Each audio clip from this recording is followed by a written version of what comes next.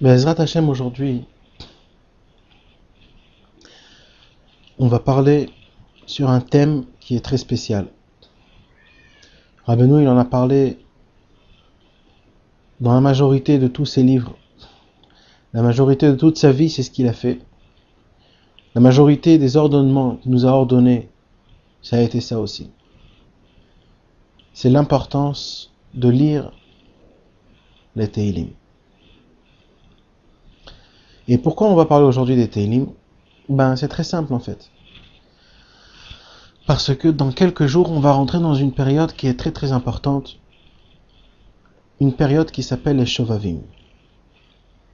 C'est quoi cette période-là des Shovavim? Cette période des Shovavim, c'est le Ari HaKadosh qui en parle dans Shar HaKavanot, dans Shar HaMitzvot, dans le Shar Ruach HaKodesh, dans plusieurs livres. Le Ari HaKadosh, il en parle.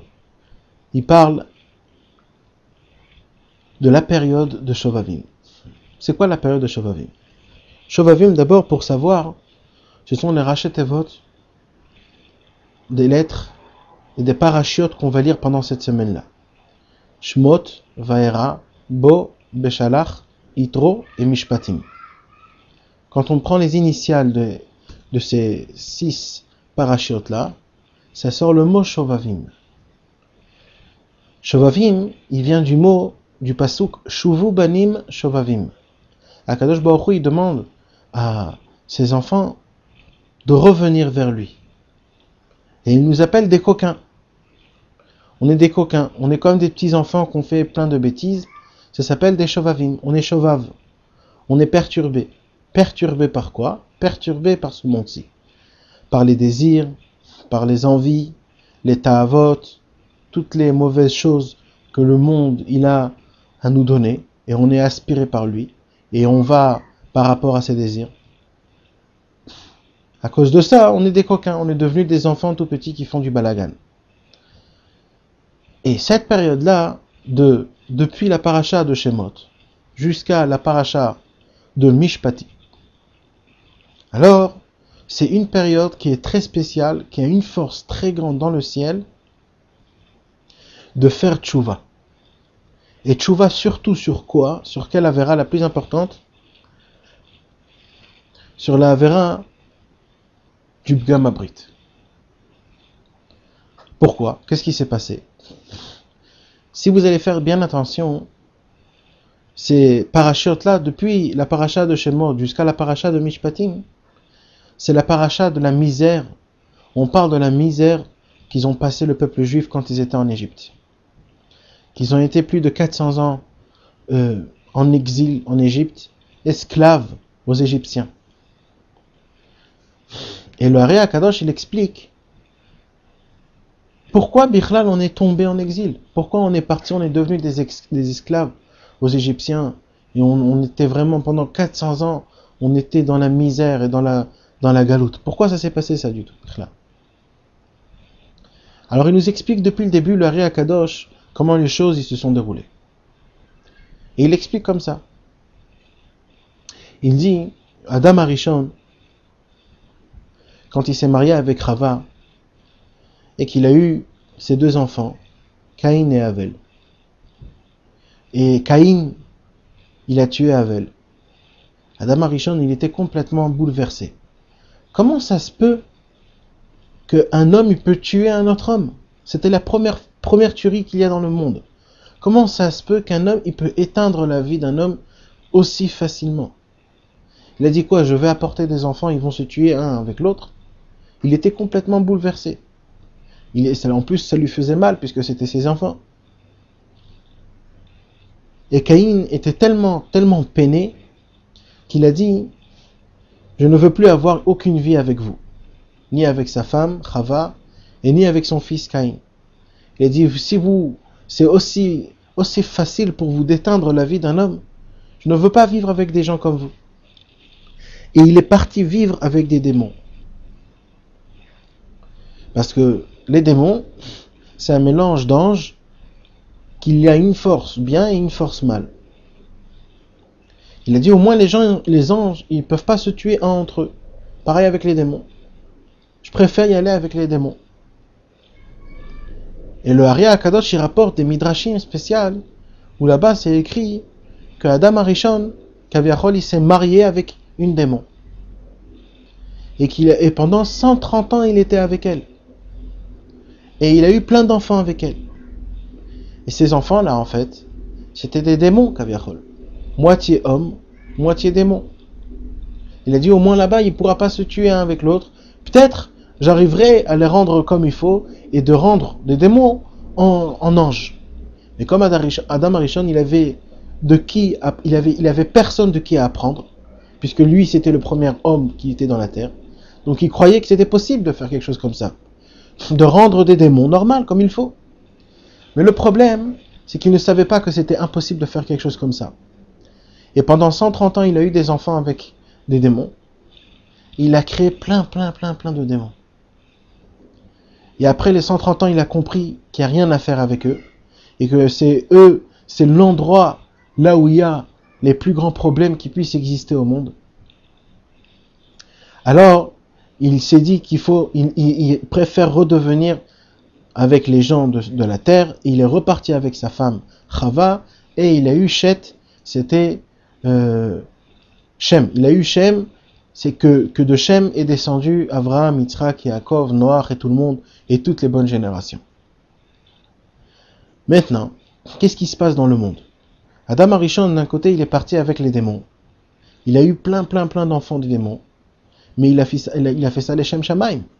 Il n'a pas fait ça parce qu'il avait une envie spéciale ou pour lui-même. Il a fait ça les Shem Shamaim. Il s'est dit, avec les hommes, il n'y a rien à faire. Puisque les hommes, ils peuvent prendre il peut prendre la vie de l'autre aussi facilement. Alors à quoi ça sert que je vais rester là-bas? Alors il a fait ça les Shem Shamaim, il n'a pas fait ça pour soi-même. Donc Akadosh Baruch Hu, il lui a dit, écoute, il y a un problème. D'un côté, tu as fait ça les Shem Shamaim. T'as pas fait ça pour toi-même, tu as fait ça vraiment pour moi. Mais d'un autre côté, le problème, c'est qu'ils sont là. Ils sont vivants. Ils sont dans ce monde-ci. Alors qu'est-ce qu'on fait avec? Les démons, ils font que des problèmes. Les démons, ils font que des endommagements. Ils font pas de bonnes choses. Alors qu'est-ce qu'on va faire avec? Jusqu'à qu'Akadosh Baruch Hu, il a trouvé la solution. Quoi faire? Il a dit, pendant les 130 ans que tu étais avec les démons, je vais envoyer pendant 130 ans dans le monde ces neshamot-là des démons dans un corps d'homme et on va les faire travailler, on va les faire rendre des esclavages, on va les travailler tellement fort jusqu'à qu'ils vont enlever tout ce qu'ils ont de démons en eux, comme ça ils vont rester des hommes avec des neshamot et comme ça ils vont recevoir un tikkun.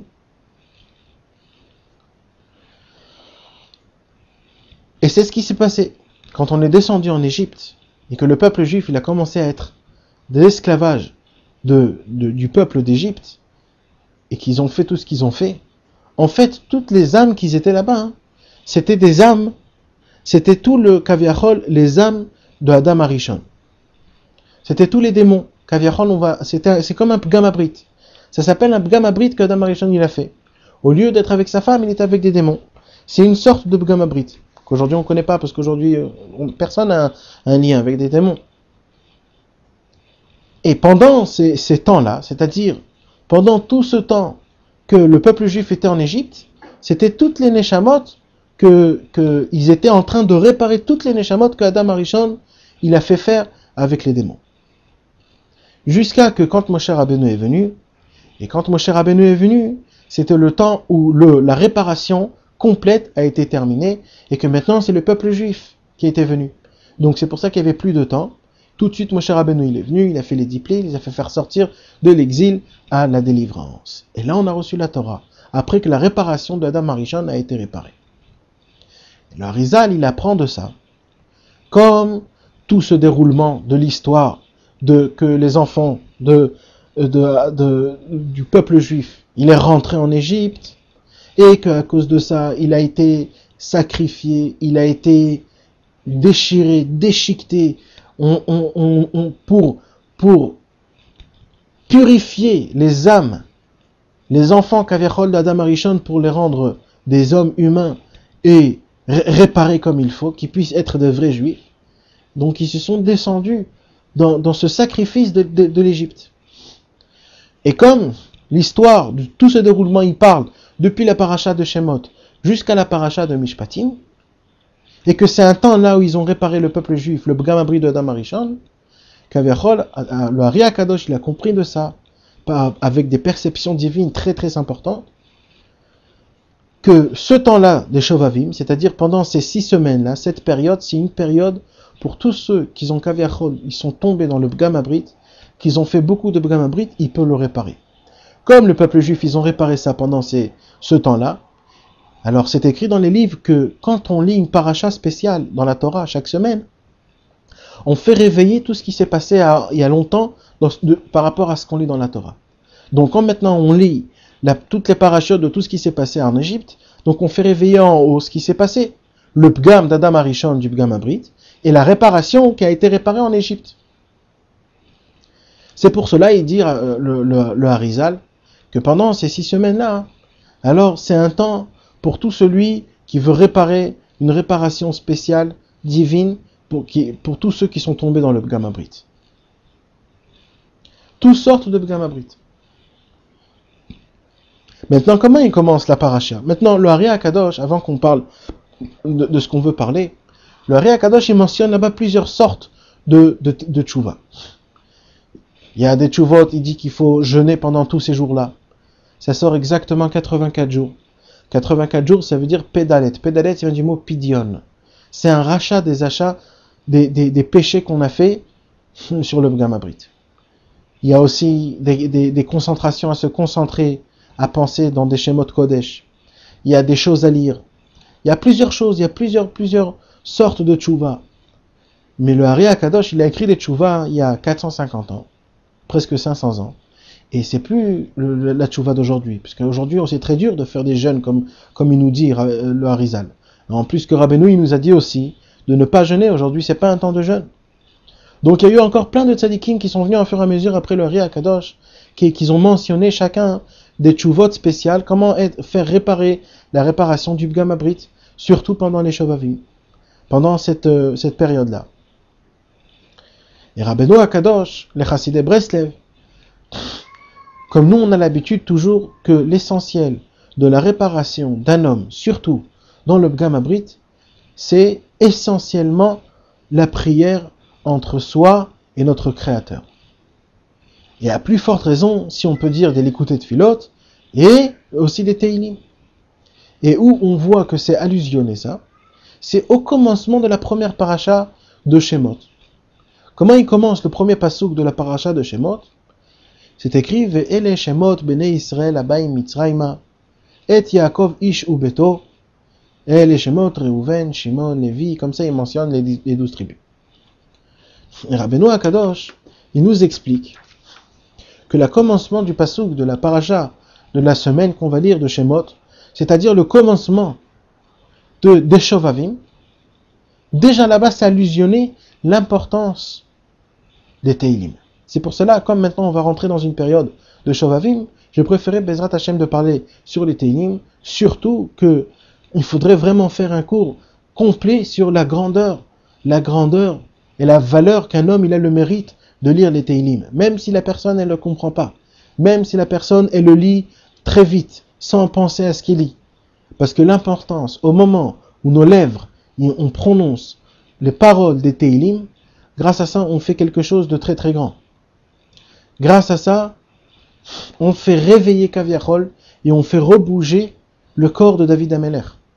Parce que David Amelech, avant de mourir, il a demandé et supplié à Kadosh Baruch Hu que tous ceux qui vont lire les Teilim, qu'ils fassent, que Dieu puisse donner à David Amelech la force, qu'il puisse lui-même se réveiller Kaviachol de sa tombe et de lire avec la personne qui lit les Teilim, ensemble les Teilim. Donc chaque personne qui lit les Teilim aujourd'hui, on fait réveiller David Amelech dans le ciel, et David Amelech, il prononce les mêmes paroles comme nous. C'est pour ça que c'est pas tellement important comment on les dit. Et comment on les dit, ça fait rien. L'essentiel, c'est juste de les dire. Et d'être fixé à ça tous les jours. Et d'en mentionner, et d'en parler. Rabbeinu nous a parlé, nous a dit que l'essentiel de la tchouva d'un homme, elle dépend des Teilim. Les Teilim de David Amelech, c'est les choses les plus hauts et les plus ça vaut des tonnes et des tonnes, on ne peut pas s'imaginer. La grandeur de chaque mot. Toutes les paroles de David Amelech ont été dites par roi HaKodesh. Et le roi HaKodesh, jamais il s'éteint. C'est pour cela qu'au moment nous-mêmes, on dit les paroles de Teilim, alors grâce à ça, on fait réveiller le roi HaKodesh qui a été dit il y a déjà 3000 ans. Donc pour revenir maintenant dans le premier pasouk de Shemot, c'est Ve'ele Shemot Bnei Israël Abaim. Vous voyez que les Sofotevot, c'est-à-dire les dernières lettres de Ve'ele Shemot Bnei Israël Abaim, les Sofotevot, c'est Tehilim. Et la continuation du pasouk, c'est Mitzrayma et Yaakov Ishu Beto. Pareil, les Sofotevot, c'est Tchouva. Ça veut dire celui qui veut faire Tchouva, il est obligé de faire les Tehilim. Et ça, c'est depuis le premier pasouk de le Inyan des Shovavim, de la paracha de Shemot et du livre de Shemot. Donc de là, on a compris, les Chassidei Breslev, que surtout nous, l'essentiel de la Tchouva pendant les Shovavim, mis à part pendant toute l'année, que Rabbeinu il nous a ordonné à la grandeur et à la valeur de la prononciation des Teilim, mis à part, mais encore plus et encore plus, à plus forte raison, surtout pendant la période des Shovavim, c'est une période qui est très très importante, qu'il faudrait encore plus en dire des Teilim. Il y avait des gens qui lisaient les Teilim tous les jours, tout le livre de Teilim. Et c'est écrit que celui qui lit 3 fois les Teilim, le Noam Elimelech, il a dit, Rabbi Elimelech de Ligensk, l'élève du Baal Shem Tov, il a dit, celui qui lit 3 fois les Teilim d'affilée sans parler des paroles extérieures, ben c'est compté comme si qu'il a jeûné plein de jeûnes d'affilée aussi. Je ne me rappelle plus le nombre exact, mais c'est presque 1 semaine ou 2 semaines de jeûne d'affilée. Tellement c'est important de lire 3 fois tous les Teilim. Rabbeinu ne nous a pas parlé de tout ça.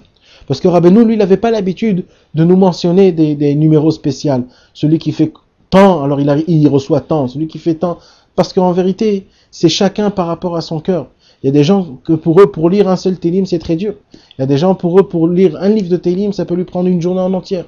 Donc nous, Rabbeinu, il a parlé surtout par le cœur, par la force. Quand un homme, il veut pas et qu'il brise sa volonté et qu'il essaye de toutes ses forces, quand même de dire les Télim, un homme comme ça, c'est compté pour lui comme si qu'il a fait plein de jeûnes. Et c'est inimaginable la grandeur de la tchouva que c'est compté pour lui en haut dans le ciel.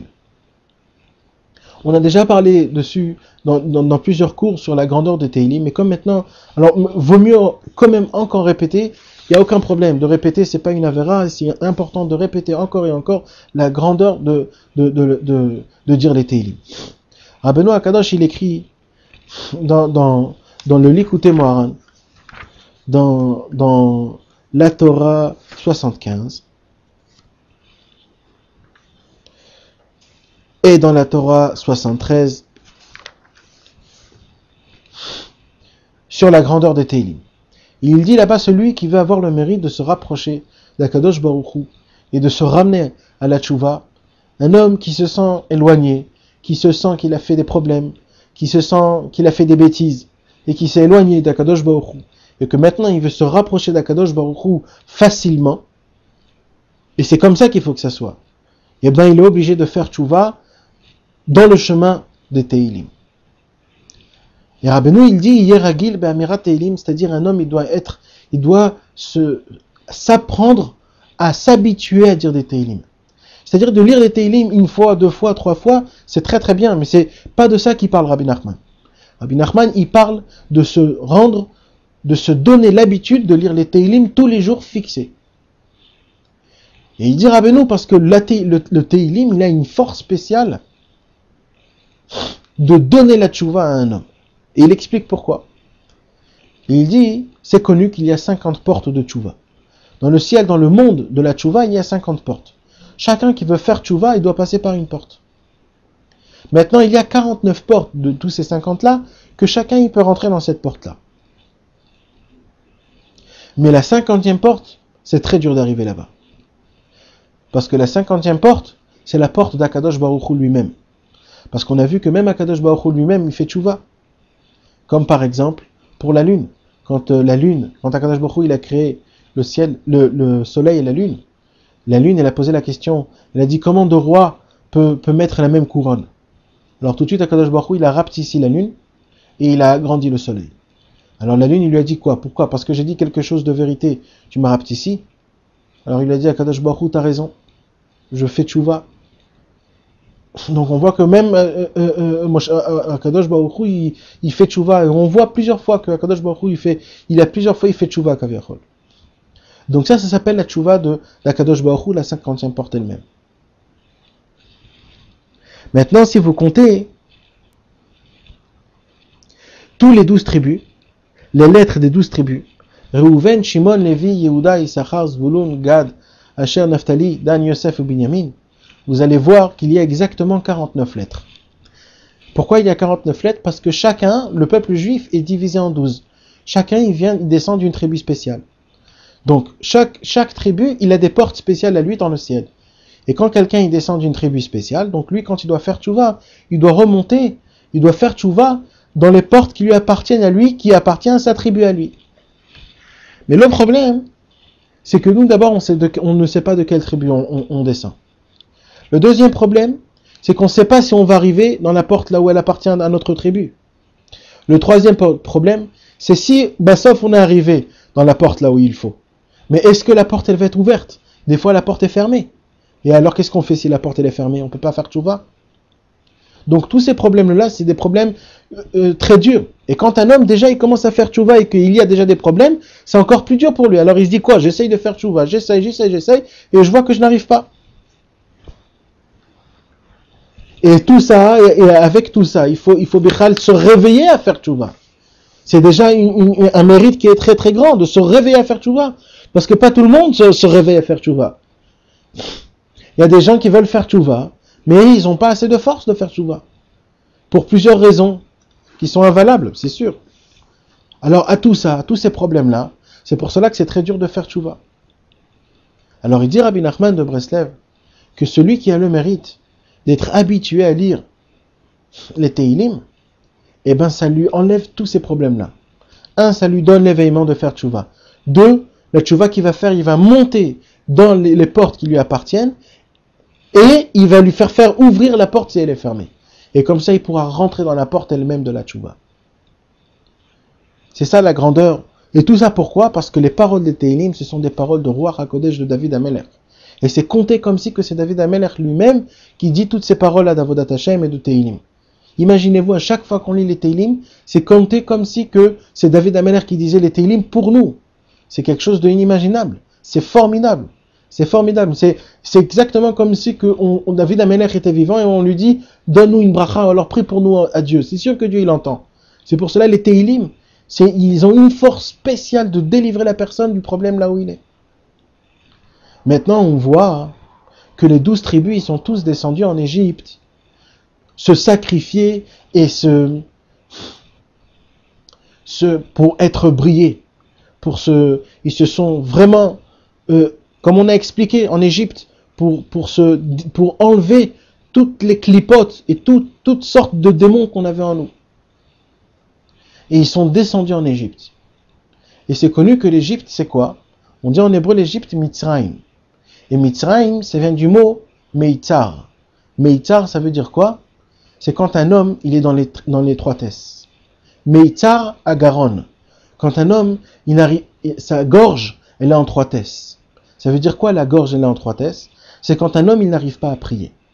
Quand un homme, il ouvre les Teilim et il a pas une envie spéciale. Ou alors il ressent pas ce qu'il dit. Ou alors il comprend pas ce qu'il dit. Ou alors il n'arrive pas à faire tchouva avec. C'était ça en fait la vraie exil que le peuple juif quand ils sont descendus en Égypte. Parce que vous savez que dans chaque chose de matériel, il y a aussi spirituel.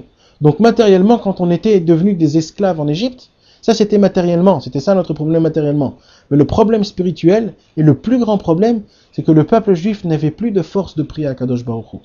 Et comme le peuple juif n'avait pas de force de prier à Kadosh Baruch Hu, c'est pour ça qu'on était autant esclaves en Égypte. Et on ne pouvait pas être délivrés. On ne pouvait pas être délivré. C'est pour cela que ça s'appelle Mitzrayim. Ça vient du mot Meitzar Agaron. Ça veut dire que c'était en fait, on était dans l'étroitesse. Notre gorge était dans l'étroitesse. On n'arrivait pas à prier à Kadosh Baruch Hu.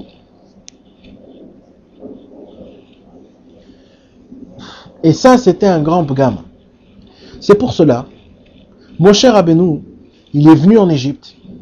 Il a dit, je vais vous dire un très très grand secret. Vous savez, c'est quoi votre problème? Votre problème, que vous êtes en Égypte, vous êtes en exil, que pour un seul problème.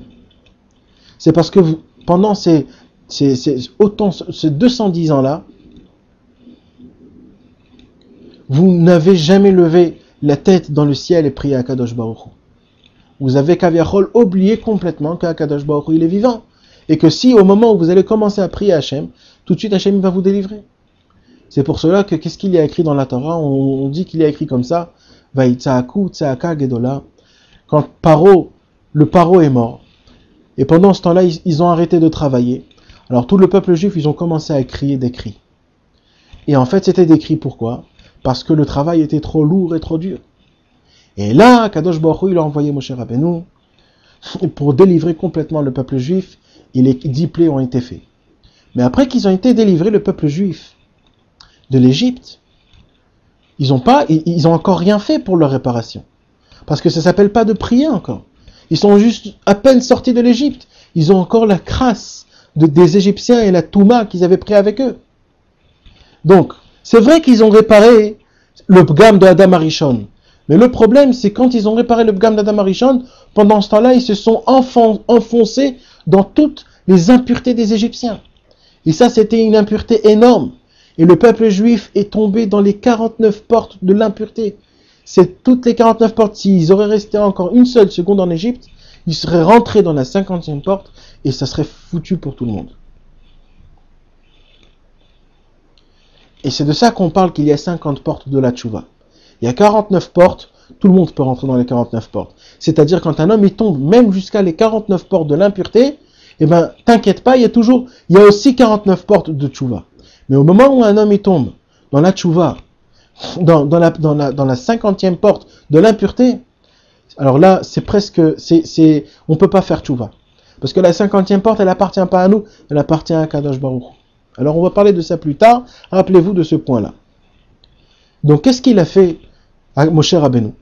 Moshe Rabbeinu il a dit écoutez c'est très simple, maintenant qu'on est sorti d'Égypte, et je vois que vous êtes complètement horrible avec toutes les impuretés qu'il y a, que vous avez pris de vous en Égypte, c'est pas à cause de vous, je sais pas c'est à cause de qui, mais vous êtes Tachles, maintenant, la Metsiout, c'est que vous êtes complètement rentré dans un inyan d'impureté d'Égypte. Alors Moshe Rabbeinu il a dit, on va commencer à compter 49 jours. C'est la Sfirata Omer. On va commencer à compter 49 jours. Et pendant chaque jour, on va essayer de monter de niveau en niveau. On va rentrer dans toutes les 49 portes de la tchouva. Pour faire tchouva, depuis 49, 48, 47, 46, comme ça, de niveau en niveau, jusqu'à que la 50e porte, ça va être le jour de Shavuot, le jour de la Torah Akdosha. Le jour là où Akadosh Baruch Hu, il va nous donner la Torah. Si Akadosh Baruch Hu va nous donner la Torah, ça veut dire qu'Akadosh Baruch Hu, il nous prend à nous comme mari, comme femme, comme peuple. S'il nous donne pas la Torah, alors on a un grand problème. Notre tchouva n'a pas été comme il faut. Et c'est ce qu'ils ont fait, le peuple juif. Le peuple juif, ils ont compté 49 jours. Et pourquoi ils ont compté 49 jours? On revient, c'est par rapport aux 49 lettres des 12 tribus de Réhouven, Shimon, Lévi, Yehuda. Parce que tout le monde, il y avait là-bas tous les 12 tribus. Chacun, il doit compter par rapport à sa tribu à lui-même. Et c'est là où le 50e porte, tous ils ont fait tchouva comme il fallait. Et là, il y a écrit Vayered Hashem el Har Sinai. Akadosh Baruch Hu lui-même. On n'est pas monté vers lui, mais lui, il est descendu vers nous. C'est le seul moment où Akadosh Baruch Hu lui-même, il s'est déplacé de sa place. Il est descendu vers nous tellement il était content de la tchouva qu'on a fait.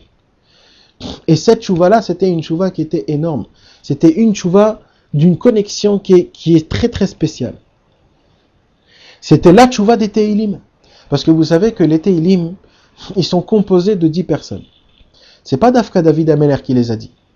Ça veut dire en fait c'est David Ameller qui les a écrits et qui les a dit par Ruach HaKodesh. Mais Adam Arishon, par exemple, il a dit le psaume 92, Mizmor Shir Leyom HaShabbat. Tout de suite après, quand il a vu qu'il a fauté, il a vu qu'il y aura plein de problèmes et que tout de suite Shabbat est rentré, il a vu que pendant Shabbat, rien ne se passe. Alors il a béni à Kadosh Baruch Hu qu'il y a Shabbat, que le Shabbat est le bouclier du monde. Alors, parce que Shabbat, ça vient du mot tchouva. Shabbat, tchouva. Parce que le Shabbat, c'est le jour de la tchouva. Alors, c'est pour ça qu'il a fait Mizmor Shalom Shabbat. Il y a aussi le psaume 90, c'est Tfila les Moshe. C'est Moshe Rabbeinu qui a dit. Il y a aussi Mizmor le Asaf, c'est Asaf. Il y a aussi les 3 enfants de Korah, qui étaient des tzadikim, qui ont dit. Il y a aussi Avraham Avinu qui a dit des Teilim. Donc on voit qu'il y a plusieurs Teilim qui ont été dits par plusieurs tzadikim. Mais celui qui a fait sortir de l'abstrait au concret, qui a dévoilé dans le monde, c'était David Ameler. C'est pour cela que tous les psaumes ont été, on les appelle les psaumes de David, parce que c'est David Ameler qui les a fait faire sortir de l'abstrait au concret, qui les a mis dans le monde en entier. Donc en vérité, qu'est-ce qu'il a fait faire Moshe? Il a fait faire dire au peuple juif, quand ils étaient à la Sfirat HaOmer, pendant les 49 jours qu'ils ont compté, il les a fait faire apprendre le Teilim qu'il y avait déjà. Il n'y en avait pas beaucoup, mais ils ont fait faire apprendre les Teilim. Donc chacun, ils sont sortis par les Teilim qui ont été dévoilés à ce moment-là même. Donc toute la délivrance du peuple juif de l'Égypte, et que grâce à ça, ils sont sortis, et qu'on a reçu la Torah à peine en 49 jours, imaginez-vous. Aujourd'hui, je ne sais pas si, aujourd'hui, c'est l'impureté qu'il y avait en Égypte avant, c'est une impureté qui était très spéciale. C'est pas une impureté qu'on connaît aujourd'hui. Là-bas, il y avait des démons, il y avait des magies, il y avait des choses horribles. Et ben, en 49 jours à peine, en faisant tchouva avec les Teilim, 49 jours, ils sont, du niveau de 49 portes de l'impureté, ils sont montés jusqu'au niveau de la 49 portes de la sainteté. Et qu'ils ont reçu grâce à ça la Torah. Tout ça grâce à quoi? Grâce à qui se sont habitués à dire des Teilim. C'est pour cela qu'on voit que pendant toutes les périodes de toute l'année, les Chachamim, les Tzadikim, ils nous ont tous demandé de lire les Teilim. Par rapport à Elul, dans le mois de Elul, dans le mois de Tishri, pendant la Aseret Yemei Teshuvah, pendant Ayom Kippour, à la Sfirat HaOmer. Tout ça, ce sont des temps qu'ils ont une période spéciale d'une force pour faire Teshuvah. C'est pour cela qu'on les Chachamim et les Tzadikim les Chachamim et les Tzadikim, ils nous ont demandé de faire beaucoup les Teilim. Donc maintenant, comme le Hari Akadosh, il nous a dévoilé la période des Shovavim. C'est pendant ces 6 semaines-là qu'on lit les parachiotes depuis Shemot jusqu'à Mishpatim. Alors c'est une période qui est tellement importante, surtout qui parle des Teilim, qui parle dans Ve'el Shemot, tout ce qu'on a dit, comment tout est allusionné dans la force des Teilim. Et grâce à ça, ça nous donne une force spéciale de faire tchouva encore plus et encore plus. Et c'est le temps exact pour dire les Teilim. C'est pour cela que c'est très très important de lire les Teilim de l'endroit là où la personne elle est. Maintenant, Rabbeinu, il nous parle, ça c'est une Torah où Rabbeinu, il nous parle des Teilim, de la grandeur, comment Akadosh Baruch Hu, il va nous donner le chemin droit, comment faire tchouva, et petit à petit, par mesure, par niveau, et par chaque endroit, par le chemin à moi qui m'appartient. On a expliqué que chacun il a son chemin à lui. Pas tout le monde, la tchouva est pareil pour tout le monde. Chacun il a des niveaux spéciaux. Chacun il a des. C'est pas tout le monde pareil. Alors les Teilim, il te donne le guide, c'est le guide spécial pour notre Neshama qui va nous aider à faire les Teilim comme il faut, à faire tchouva comme il faut, petit à petit, mesure par mesure, niveau par niveau. Maintenant, pour revenir à ce qu'on avait dit tout à l'heure sur la 50e porte de la tchouva. Qu'est-ce qui se passe maintenant si une personne, elle tombe dans la 50e porte de l'impureté? Et je vais vous dire quelque chose qui fait très peur. Vous savez ce qui s'est passé? Pourquoi le peuple juif en Égypte, ils sont pas tombés dans la 50e porte de l'impureté? La Chachamim, ils ont posé la question. Qu'est-ce qu'ils ont fait de spécial, le peuple juif, qui sont pas tombés dans la 50e porte de l'impureté? Alors les Chachamim, ils ont répondu dans la Gemara, et ils ont dit qu'ils ont fait 3 choses de très très importantes, que ces 3 choses-là, ils les ont gardées dans la porte de la 49e. Ça veut dire ils sont pas tombés, parce que dans la 50e porte de l'impureté, il y a rien, il y a un trou, on tombe à l'infini. Et c'est quoi qu'ils ont fait, le peuple juif en Égypte, que grâce à ça, ils sont pas tombés complètement. Les Chachamim, ils disent, Shelo shinu et shmam, leshonam, et malboucham. C'est-à-dire, ils n'ont pas changé leur nom. C'est-à-dire qu'ils restaient juifs. Et ils disaient à tout le monde, ouais, je suis juif. Il disait pas que c'était des Égyptiens, ou comme aujourd'hui on dit je suis un Français, ou alors je suis un Américain. Non, il disait je suis juif. Je suis juif, et ils s'appelaient tous par des noms de juifs. Des noms par Avraham, Yitzhak, Yaakov. Ils ne recevaient pas des noms comme Charles, Patrick, ou des autres noms goy. Ça, c'est la première chose. La deuxième chose, c'est qu'avant, il y avait des habits spéciaux pour les juifs, et les goïms, ils s'habillaient comme ils s'habillaient. Et ben, ça aussi, ils n'ont jamais changé. Leur habit, toujours, ils s'habillaient que comme des juifs. Ils ne voulaient pas changer leur habit comme des goïms. Et la troisième chose, c'est que leur langage, la langue hébreu, toujours ils parlaient en hébreu. Ils n'ont pas appris les autres langues, les Égyptiens. Ils ne savaient pas parler en égyptien, même qu'ils étaient 400 ans en Égypte. Ils ne savaient pas parler l'égyptien, parce qu'ils parlaient entre eux le langage hébreu. Maintenant, je vous pose une question. Aujourd'hui, est-ce qu'il y a une des trois choses qu'on arrive à faire? Les trois choses, on les a perdues. On s'appelle par des noms goy. On s'habille avec des habits, la majorité du peuple juif aujourd'hui, il s'habille par des habits aussi de goy. Et on parle des langages qui sont complètement goy. On n'a pas gardé le langage juif. Donc, si ces trois choses-là, on ne les a pas fait, donc aujourd'hui, on a beaucoup dépassé la 50e porte de l'impureté. Donc on a un grand problème. On a un problème. Et ce problème-là, c'est quoi? C'est que maintenant, on est dans une fin infinie. On tombe que dans le mauvais côté. On est dans les endroits impuretés qui sont très très graves. Et pour faire tchouva de l'endroit là où il est, il faut monter dans la 50e porte. La porte de la tchouva d'Akadosh Baruch Hu lui-même. Et ça, c'est impossible presque à faire. Et ça, les Teilim, ils n'ont pas la force. Parce que la Teilim, ils ont la force que des 49 portes, comme on a dit. Alors, on va vous apprendre, Rabbi Nachman, il va vous apprendre le secret de tous les secrets. Et ça, c'est vraiment un cadeau qu'il nous a donné. Il nous a ouvert la porte de la tchouva d'Akadosh Baruch Hu. Et il nous a dévoilé et décrété c'est quoi? La porte de la tchouva d'Akadosh Baruch Hu, la 50e porte, c'est la prière qu'un homme il fait avec Akadosh Baruch Hu, de son cœur à soi-même. Quand un homme il s'unit avec Akadosh Baruch Hu, il sort dehors, ou alors il s'enferme quelque part, il s'isole, il ferme ses yeux, et il parle avec Akadosh Baruch Hu de tout son cœur. Et comme il faut, comme les Chachamim ils nous ont appris, tout comme il faut, grâce à ça, cet homme-là, il arrive à ouvrir la porte 50e de la tchouva qui appartient à Akadosh Baruch Hu à lui-même. Et si cet homme-là, il est complètement en bas, il arrive à remonter dans le plus haut des plus hauts. Maintenant, il y a un problème, c'est que pas toujours on arrive à parler avec Hachem comme il faut. Des fois, on parle quelque chose et qu'on a des pensées, on pense à quelque chose d'autre. Des fois, on fait rentrer plein de sujets en plein milieu, on est complètement bouleversé. Des fois, on s'arrête, après on continue, après on veut parler sur ça, on mélange les sujets.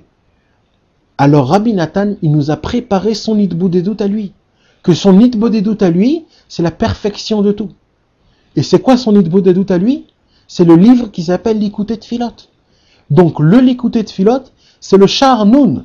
C'est la 50e porte de la tchouva de Akadosh Baruch Hu. Et Rabbi Nathan, il nous a donné cette force-là. Maintenant, pour revenir au Teilim, Rabbi Nachman nous a parlé aussi de ça. Comment on peut prendre les Teilim et les rendre à la 50e porte? C'est quand tu lis les Teilim et que tu les lis sur toi. C'est-à-dire que, par exemple, les Français, comme on parle en français, on va parler en français. Un Français qui ne comprend pas l'hébreu, il faut qu'il ouvre les Teilim qui sont écrits en français, et quand il va lire ce qu'il y a écrit, il faut qu'il le lit sur soi-même. Il faut qu'il se sente comme si que c'est lui qui le dit. Comme ça devient son Hitbodedut à lui. Ça devient sa conversation. Quand David Amelech il dit « j'ai des ennemis » et tout ça, il faut qu'il pense que les ennemis qui parlent David Amelech, c'était pas ses ennemis, c'est le Yetzer Hara. Et quand il dit j'en peux plus et j'ai une soif qui est très grande, je suis dans des déserts et tout ça, il faut qu'il pense à soi-même que oui, c'est pas une soif de l'eau ou parce qu'il est dans le désert. C'est une soif de la Vodat Hashem, une soif qui veut se rapprocher de Dieu. Il sent qu'il est tout sec, il est dans un désert, il n'en peut plus de la chaleur. C'est ça qui dit Rabbeinu Akadosh. Rabbeinu Akadosh dit, celui qui veut rendre les Teilim, la 50e porte de la Tchouva, c'est en lisant les Teilim et en pensant à soi-même comme si que c'est lui qui dit tout ce qu'il va dire. Et grâce à ça, nous tous, on pourra remonter, faire la vraie Tchouva, la 50e porte de la Tchouva, la porte de Rabbeinu Akadosh, pas de Rabbeinu, de Akadosh Baruch Hu. La porte de la Tchouva d'Akadosh Baruch Hu. Et ça, c'est grâce à quoi? Grâce au dévoilement énorme que Rabbeinu nous a dévoilé, que la 50e porte de la Tchouva, c'est Idbo des doutes. Et on a maintenant la possibilité, on a l'Idbo des doutes de David Amelech, et que l'Idbo de David Amelech, pas toujours on arrive à rentrer dans ses paroles. Alors Rabbi Nathan, il a dit, si vous voulez, vous tous, rentrer dans les paroles, et de rentrer dans la porte de la Tchouva, il y a le Likuté de Philot. Je vous ai écrit mon Idbo des doutes. Et l'Idbo des doutes de Rabbi Nathan, c'est l'Idbo des doutes la plus parfaite qu'il y a au monde. Et je vais vous dire encore quelque chose de plus haut. C'est quoi la force du Likuté de Philot? Vous savez, Rabbi Israël Cordonneur, c'était le Rav de Rabbi Israël dans vos desserts. Rabbi Israël Cordonneur, il a posé une question. Il a dit, comment on accomplit la Torah que Rabbeinu il nous demande? C'est-à-dire, comment, maintenant Rabbeinu il nous demande dans une Torah spéciale de faire un tel. Pas toujours on arrive à faire la chose. Pas toujours aussi on peut faire la chose maintenant, actuellement. Des fois c'est pas toujours. Comme Rabbeinu, des fois il dit à Sukkot, il faut être content. Alors maintenant il faut que j'attends 6 mois pour que Sukkot il arrive. Donc c'est pas toujours c'est actuellement. Alors Rabbi Israël Cordonneur il a dévoilé un dévoilement énorme. Il a dit, sachez que le Likuté de Philot, c'est l'application du Likuté Moharan. C'est-à-dire, quand on étudie une Torah, et qu'après on dit la tfila qui appartient à la Torah, c'est comme si qu'on a accompli toute la Torah elle-même. Alors maintenant, je vais vous dire quelque chose d'inimaginable. Imaginez-vous un homme qui a lu tout le Likuté de Philot du début jusqu'à la fin, c'est compté comme si qu'il a appliqué tout le Likuté Moharan du début jusqu'à la fin. Vous savez de quoi on parle? Un homme qui a appliqué tout le Likuté Moharan, c'est un tzaddik énorme, inimaginable, comme Rabbeinu. Et Rabbi Israël Ber, il a dit Mefourash, chaque juif qui dit le Likuté de Philot, quand un juif il dit le Likuté de Philot, Rabbeinu, il se met devant lui et il dit le Likuté de Philot exactement comme lui, comme ce qu'on a dit sur David Amelech. Que celui qui dit les Teilim, eh ben il dit les Tfilot. Et c'est ça la grandeur de la Tfila qu'on parle. La grandeur de la Tfila qu'on parle. L'importance des Teilim, l'importance des prières, des Tfilot, des demandes, des supplications qu'on doit supplier à Kadosh Baruch Hu, des louanges et des chants qu'on doit chanter à Hachem, et des remerciements qu'on doit remercier à Hachem, et des cris, des hurlements. Tout ça, son temps, c'est tous les jours, toute l'année, mais surtout pendant les Shovavim, dans ces jours-là qui vont venir pendant ces 6 semaines-là. Bezrat Hachem. Donc, Bezrat Hachem, maintenant, on peut comprendre, en fait, la grandeur des Teilim, la grandeur du Likuté de Philot, la grandeur des prières et Alva et Bezrat Hachem, que Dieu puisse nous aider, qu'on puisse passer cette période-là vraiment comme il faut, avec une grande tchouva, un grand espoir et un grand rapprochement avec la joie et avec la crainte et avec l'amour de Dieu. Amen va Amen. Bezrat Hachem. Retrouvez les cours des Chavirim Nanar sur le site du Keren Rabbi Israël, nachmanneumann.com.